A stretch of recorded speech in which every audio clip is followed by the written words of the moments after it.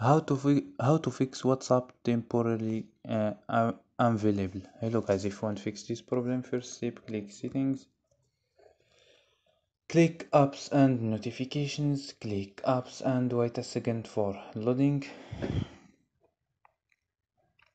Scroll down for search your app WhatsApp, or click here and search WhatsApp. Go to force stop and click OK, and go to storage and click clear cache.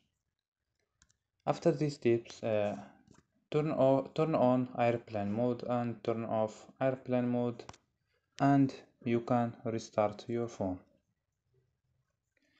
So don't forget like and subscribe. Bye.